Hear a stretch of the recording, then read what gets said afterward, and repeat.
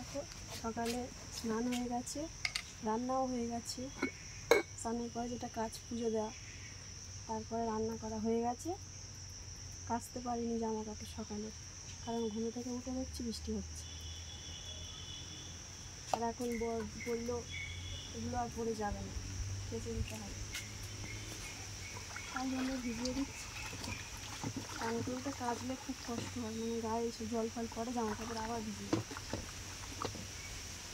তবুও কাচতে হবে।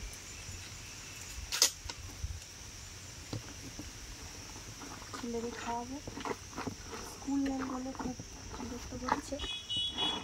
গরমের ছুটিটা কবে উঠবে জানি না, কথাই শোনে না। এখন এগুলো কাচবো, ফের বৃষ্টি আসবে মনে হয়, অন্ধকার করে আসলো। জামা কাপড় কাচলেই বৃষ্টি আসবে।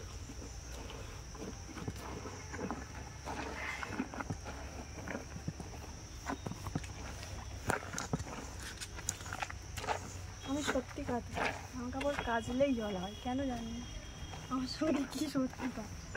ওই ভিজে জামা কাপড় রোদে না শুকনো করলে কেমন একটা যেন হয়।